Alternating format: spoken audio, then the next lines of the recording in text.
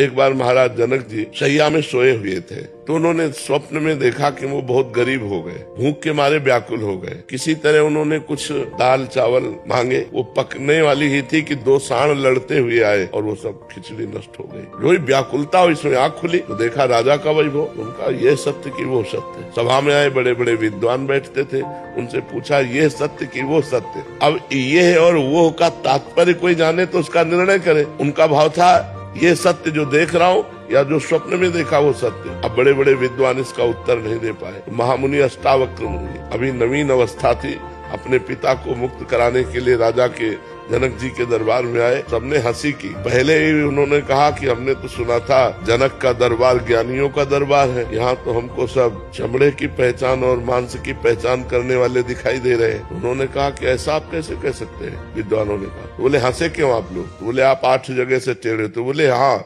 हमारे स्वरूप को देखा क्या? हमारे शरीर को देखा तो शरीर में क्या है? चाम हड्डी मांस। तो यही चीज देखने वाले आप लोग हो। आप लोग ज्ञानी तो हो नहीं, क्योंकि ज्ञानी स्वरूप देखता है, शरीर नहीं। अब सबके होश उड़ गए कि बालक कोई साधारण नहीं। तो जनक जी से कहा हाँ जनक बोल, तेरा क्या प्रश्न है? तो उनका ये सत्य कि वो सत्य। बोले ना ये सत्य ना वो सत्य। जब तू जागृत में था अपने को राजा देख रहा था, थोड़ी देर में स्वप्न में गया तो भिखारी देखा, लेकिन जब जगा तो फिर राजा देखा। तो जो कुछ ही क्षण में असत हो जाता है वो सत्य कैसे हो सकता है? तो ये सत्य न हो सकता। अष्टावक्र गीता का उपदेश करके जनक जी को परम बोध प्रदान किया महामुनि अष्टावक्र जी ने। तो ये जब हमारे ज्ञान में आ जाता है कि न जय सत्य न पराजय सत्य, न मान सत्य न अपमान सत्य, तो ब्रह्म की जिज्ञासा रखने वाला सम को प्राप्त होता है।